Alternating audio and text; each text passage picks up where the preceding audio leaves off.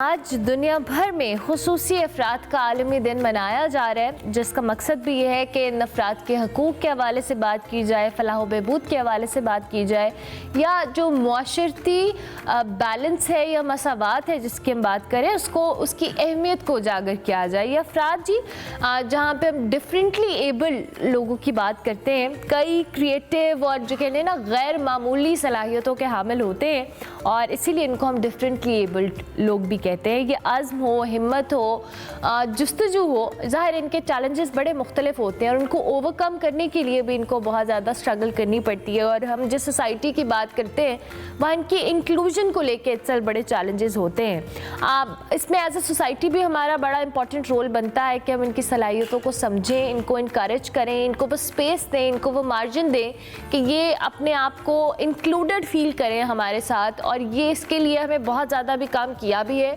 और हमें मज़ीद करना भी है। ज़्यादातर अफराद के हवाले से जिनमें तरक्की पजीर ममालिक की बात करती हूँ वहाँ पे भी चैलेंजेस इनके लिए अपनी जगह पे मौजूद होते हैं। आज हम इसी हवाले से बात करेंगे कि जो आज हमें इस दिन को सिर्फ एक दिन सेलिब्रेट करने से तो चीज़ें बेहतर नहीं होती, हमें over the period of time इस पर काम करना है, अवेयरनेस देनी है। और आज हमारे साथ इसके लिए बड़े इंपॉर्टेंट गेस्ट मौजूद हैं। मोहसिन नवाज साहब मौजूद हैं जो कि मोटिवेशनल स्पीकर भी है, इसके अलावा एग्जीक्यूटिव डायरेक्टर PR हैं विलिंग वेज के। 27 ईयर्स ऑफ एक्सपीरियंस है जी इनका काउंसलिंग एंड साइकोलॉजी में, और सोशल मीडिया पे भी इनकी बड़ी जो कहने फॉलोइंग है 1 मिलियन प्लस है। और आज हम इनसे बात भी करेंगे, कुछ इनके चैलेंजेस को लेकर, उनकी लाइफ को लेकर बात करेंगे और एज ए सोसाइटी या इंडिविजुअल हम क्या रोल अदा कर सकते हैं इस पर बात करेंगे। मोहसिन नवाज साहब हमारे साथ मौजूद है। अस्सलाम वालेकुम जी। जी वालेकुम अस्सलाम, बहुत शुक्रिया।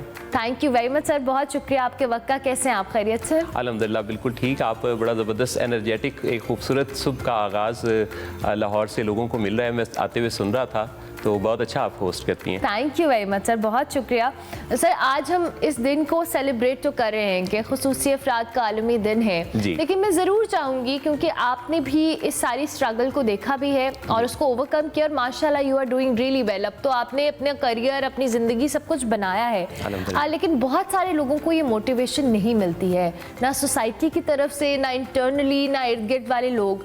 तो आप, मैं चाहूँगी थोड़ा सा एड्रेस करें इन चैलेंजेस को कि जो फेस करने पड़ते हैं। अब सोसाइटी के अंदर चूँकि उस तरह से एक्सेसिबिलिटी नहीं है तो बहुत सारे लोगों को सोशलाइज करने का, आगे बढ़ने का वैसा मौका नहीं मिल पाता जिनके साथ कोई फिज़िकली चैलेंज होता है। तो उसमें फिर सबसे पहले बात तो मैं ये अरमला कहा करता हूँ कि ख़ुद उस पर्सन को अपने आप को जो देखने की नज़र है वो एक डेवलप करना होगी, क्योंकि we teach people how to treat us.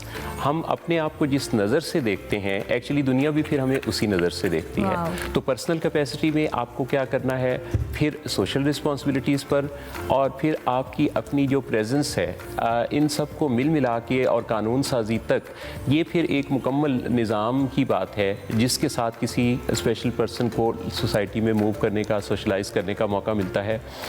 3 important बातें अगर मैं कहूँ तो उसमें सबसे इम्पॉर्टेंट बात तो ये है कि जिनका कोई फिज़िकली हैंडीकैप है, जो डिफरेंटली एबल्ड जिन्हें अब कहा जाता है, ख़ुद उनको अपनी फाइनेंशियल एम्पावरमेंट पर ज़रूर काम करना चाहिए। Very important. इसलिए कि आपके पास अगर रुपए पैसे होंगे तो आप जो आपके पास नेमत खुदाबंदी नहीं है उसके मुतबादिल आप सर्विसेज ख़रीद सकते हैं। आप देखने की सहूलत या चलने फिरने की सहूलियात ले सकते हैं। फिर एक जो स्पेशल पर्सन है उसको प्रेजेंटेबल भी होना चाहिए, उसको खुश लिबास भी होना चाहिए, उसके अगर बाल सवरे हों और वो आपको देखने में अच्छा नज़र आए, उससे अच्छी खुशबू भी आए, तो ये सब कुछ फिर सोसाइटी में उसे आगे बढ़ने में, सोसाइटी की तरफ से एक्सेप्टेंस में एक फैक्टर ये भी है। तो हमेशा मैं कहा करता हूँ कि उन लोगों को अपना ख्याल रखना ये बड़ा ज़रूरी है।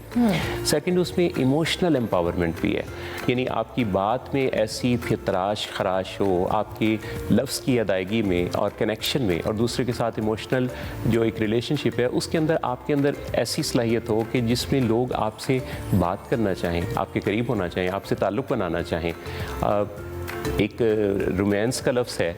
अब रोमांस जो है ये भी बड़ा ज़रूरी है कि आप सोसाइटी के अंदर रहते हुए सोसाइटी के साथ एक रोमांटिक रिलेशन जिसमें दूसरों की और अपनी फीलिंग्स अच्छी होती हैं। और तीसरा फिर ये भी है कि जो लोग कोई फिज़िकली चैलेंज होते हैं उनको कोई गोल सेटिंग भी अपनी ज़रूर करनी चाहिए, इस तरह से कि अगर मेरे पास गोल्स होंगे कि अगले दिनों में मैं क्या करने वाला हूँ, अगले सालों में मैं क्या प्लान रखता हूँ, तो ये मेरे अंदर उम्मीद के सेल्स को मेरी बॉडी के अंदर एक्टिवेट रखेगा। आपने देखा होगा कि बहुत सारे लोग जब अपने काम वाइंड अप कर लेते हैं, जिम्मेदारियाँ अदा कर लेते हैं, तो उनके अंदर जो ज़िंदगी के सेल्स हैं वो मरने लगते हैं और वो जल्दी दुनिया से रुखसत हो जाते हैं। तो सोसाइटी में मैं ये फैक्ट कहते हुए मुझे काफ़ी तशवीश भी है कि 15% की पॉपुलेशन पूरी दुनिया में इस वक्त फ़िज़िकली चैलेंज्ड है, और पाकिस्तान जैसे तरक्की पजीर मुल्क में ऐसे अफराद की बहाली और तरक्की के लिए सोसाइटी उस तरह से उतने अच्छे इंतज़ामात नहीं रखती, इसलिए ज़्यादा ज़िम्मेदारी फिर इंडिविजुअल्स के अपने ऊपर आयद हो जाती है। तो ये इस पे एक ख़ास तौर पे तवज्जो तलब मामला है कि हुकूमती सतह पर भी और मीडिया की सतह पर, सोशल मीडिया हो या इलेक्ट्रॉनिक मीडिया, सब फोरम्स पर इस मसले पर बात होनी चाहिए और ऐसे लोगों को रोल मॉडल के तौर पे ज़रूर पेश होना चाहिए बतदरीज तब्दीली के लिए, ताकि सोसाइटी में जो ऐसी पॉपुलेशन है उनको देख कर और ऐसे लोगों को फंक्शनल होते हुए पाकर अपने आप को आगे बढ़ाने का मौका मिले। अच्छा, अभी आपने बात की मतलब कि हमें एक जो इंडिविजुअल है जो डिफरेंटली एबल्ड है उसकी अपनी एक जो कह लें ग्रूमिंग भी होनी चाहिए, उसको फोकस्ड होना चाहिए, अपनी प्रेजेंटेशन पे काम करना चाहिए, लेकिन जाहिर है उसके इर्द गिर्द वाले जो लोग हैं, फैमिली है, फ्रेंड्स हैं, उनका भी बड़ा इंपॉर्टेंट रोल बनता है कि उनको एक्सेप्टेड फील करें, वो अपने उसको इंक्लूडेड फील करें। लेकिन हमारे यहाँ ज़्यादातर अनफॉर्चुनेटली बड़े अफसोस के साथ कहना पड़ता है कि जो भी डिफरेंटली एबल्ड लोग हैं उनको ट्रीटमेंट भी उस तरह का दिया जाता है कि वो बिल्कुल ही अपने आप को समझे कि जी हम तो बस किसी काम के नहीं हैं, हम उनका दिमाग उस तरह से वो टाइम मोल्ड कर दिया जाता है। इर्द गिर्द लोगों की या सोसाइटी की भी तो अवेयरनेस बड़ी इंपॉर्टेंट है इसमें। आपने दिल और दिमाग की बात की तो मुझे एक शेर याद आ गया कि दिलो दिमाग ज़रूरी है ज़िंदगी के लिए, ये हाथ पाँव इजाफी सहूलियात समझ। वाह वाह वाह। तो सोसाइटी की बात देखिए, ये बात सही है कि लोग बाज़-औक़ात एक्सेप्टेंस देते हुए, करीब करते हुए, ताल्लुकात बनाते हुए, ऐसे लोग जो कि किसी न किसी तरह का फ़िज़िकल चैलेंज रखते हैं, उनके साथ उतना कनेक्ट नहीं हो पाते। उसकी मैं अगर नज़र डालूँ, मैंने मीडिया के लिए भी काफ़ी काम किया और मैं पिछले कई सालों से इस चीज़ पर एक अच्छी गहरी नज़र रखता हूँ। मैं समझता हूँ कि सोसाइटी के अंदर काफ़ी तब्दीलियाँ हैं। अब लोग स्पेशल पर्सन को ज़रा मुख्तलिफ नज़र से देखते हैं। माजी में ऐसा होता था कि उतने वो टेक्नोलॉजी ओरिएंटेड नहीं होते थे स्पेशल पर्सनस, तो इसलिए उनके और सोसाइटी के नॉर्मल लोगों के दरमियान वो जो एक इंक्लूसिव एक फ़ील है वो नहीं आती थी। अभी मुख्तलिफ है। यानी मैं आपको ये बताऊं कि आज जब हम पर्सन विद डिसेबिलिटीज़ वाले इस इंटरनेशनल डे पर मुखातिब हैं, तो पिछले एक साल के अंदर दुनिया में इस कदर तरक्की हुई है टेक्नोलॉजी की दुनिया में। अब देखिए, अभी हैप्टिक साइट पर काम हो रहा है। जब मैं और आप बात कर रहे हैं तो हमारे फ़ोन के अंदर ऑडियो कॉल और वीडियो कॉल की ऑप्शन है, पर अनकरीब आप देखेंगे कि फ़ोन के अंदर टच कॉल की ऑप्शन भी आने वाली है। यानी दुनिया में टच की जो सेंस है इस पर काम हो रहा है, और इसके काम के साथ ही जो लोग देख नहीं सकते उनको एक इनकलाबी तब्दीली उनके साथ ज़िंदगी में वैल्यू ऐड कर देगी। यानी यहाँ तक कि आती हुई जो बॉल है उसको बग़ैर देखे कैच करने की सलाहियत भी हासिल होगी। जैसे कि मैं आपसे बताऊं कि मैंने अपनी पर्सनल लाइफ में टेक्नोलॉजी से बहुत ज़बरदस्त फ़ायदा लिया। मैंने जो ग्लासेस पहन रखे हैं ये मेटा रे बैन ग्लासेस हैं। मेरे पास जो फ़ोन है वो विद एक्सेसिबिलिटी ज़बरदस्त टेक्नोलॉजी के साथ है। इसी तरह से हम अपनी ज़िंदगी में अपने इर्द गिर्द देखते हैं कि अब माजी की निस्बत इन लोगों की जो कि स्पेशल पर्सनस हैं, चूँकि एक्सेसिबिलिटी अच्छी, जैसे बचपन में हमने एक कहानी पढ़ी थी, आपको भी याद होगा शायद, कि कोई एक दिखाया जाता है कि एक साहब हैं जो देख नहीं सकते, सफ़ेद छड़ी हाथ में है, सड़क के किनारे खड़े हैं, एक बच्चा उन्हें रोड पार कराता है और वो उन्हें दुआ देते हैं। अच्छा, अब टेक्नोलॉजी ने इतना आसान कर दिया कि अब ऐसी डिवाइसेस मौजूद हैं कि जो सिग्नल देती हैं और कोई भी बगैर देखे इवन रोड क्रॉस कर सकता है, और वो किसी से भी उसको कोई ख़तरा नहीं होता, कोई ट्रैफिक से प्रॉब्लम नहीं होती।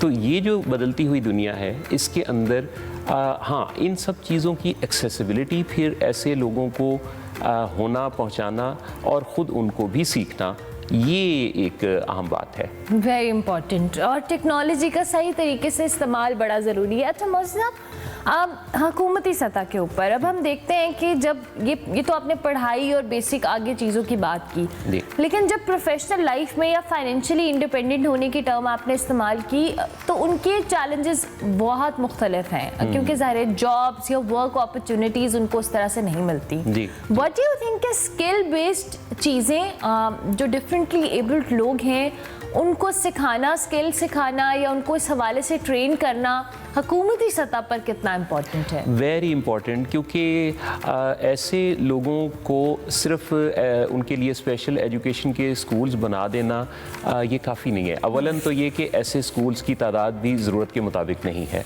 दूसरी बात ये है कि इनकी स्किल्स की डेवलपमेंट बहुत ज़रूरी है। ख़ास तौर पे इनको अपनी उन सलाहियतों को पहचानना जो इनके अंदर अल्लाह ने दे रखी हैं।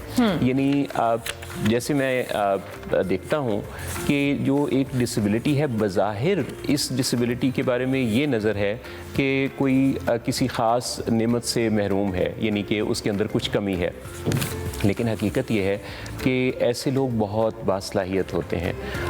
देखा जाए तो हम सब लोग ही अर्मला बाय बर्थ हम डिसेबल ही पैदा होते हैं, यानी बाय बर्थ तो हम चलते हुए तो नहीं आते, हम आने के बाद चलना सीखते हैं।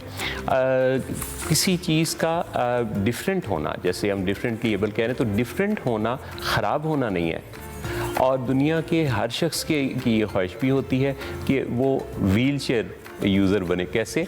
कि उसके नीचे एक चेयर हो जो 4 पहियों के ऊपर चले, यानी कि एक बेहतरीन गाड़ी हो। ये ख्वाहिश तो हम सब रखते हैं। तो हुकूमती सतह पे ऐसे लोगों के साथ ये उनकी ज़रूरियात को ब्रिज करने के लिए और उनकी सलाहियतों और कैपेबिलिटीज़ को उजागर करने के लिए एक तो उनके साथ टाइम टू टाइम उनकी पर्सनल ग्रूमिंग पर काम करने की ज़रूरत है। ऐसा कोई बड़े लेवल पे हमें इंतज़ाम नज़र नहीं आता कि जिसमें ऐसे लोगों की पर्सनल ग्रूमिंग पर काम होता हो। दूसरी, मैं मीडिया के हवाले से भी बात करूँगा। मैं ज़ाती तौर पे समझता हूँ कि पिछले काफ़ी अरसा से मीडिया में उतनी प्रेजेंस नहीं बनी जितने कि अगर हम 15% पॉपुलेशन किसी न किसी फ़िज़िकल चैलेंज के साथ देखते हैं, जो कि काफ़ी बड़ा नंबर है। तो मीडिया से हर वीक में 168 आवर की जो ट्रांसमिशन होती है, क्या इसमें ऐसे प्रोग्राम्स में ऐसे स्पेशल पर्सन्स को जो अच्छी कैपेबिलिटीज़ रखते हैं इस इंडस्ट्री के अंदर, बतौर होस्ट, बतौर प्रोड्यूसर, इनको भी जगह मिलनी चाहिए। अच्छा, ये जितना आप इन लोगों को प्रेजेंट करते हैं ना, उतना ही सोसाइटी के रुझानात बनते हैं। अपनी एफर्ट्स के साथ कोई करे तो वो एक बेहतरीन कोशिश है, लेकिन सोसाइटी अपना रोल हुकूमती सतह पे ऐसे लोगों की एम्पावरमेंट के इंतजाम करके, और मीडिया ऐसे लोगों को सिर्फ साल में 1-2 दफ़ा ख़ास दिनों पर बुलाकर नहीं, बल्कि रेगुलर बेसिस पे इंक्लूजन इनकी मेक श्योर करे, उससे फ़र्क पड़ेगा। अच्छा मोहसिन साहब, आपने अभी बड़ी अच्छी बात की कि हमें सिर्फ एक दिन से नहीं बुलाकर या इस तरह से नहीं करने की ज़रूरत, हमें अपने हीरोज़ जो हैं, जो अच्छा काम कर रहे हैं, उनको अच्छे तौर पे पोर्ट्रे करने की भी ज़रूरत है। अभी मुझे प्रोड्यूसर साहब ने कान में बल्कि रेफरेंस दिया, जो कि बड़ा अच्छा रेफरेंस है, कि इंडिया के अंदर श्रीकांत के नाम से एक मूवी बनी थी। हमने देखा था कि उसमें वो एक रियल लाइफ स्टोरी थी, जिसमें एक ब्लाइंड शख्स ने ज़िंदगी में इतना सब कुछ जो कह लेना अकम्प्लिश किया और उसके बाद उसको पोर्ट्रे किया और एक मूवी के अंदर दिखाया। हमारे यहाँ भी आई एम श्योर कि ऐसे लोग मौजूद हैं। इवन हम ब्लाइंड क्रिकेट टीम की बात करें, बहुत दफ़ा वो जीती है और इतने बड़े बड़े टूर्नामेंट्स जीती है।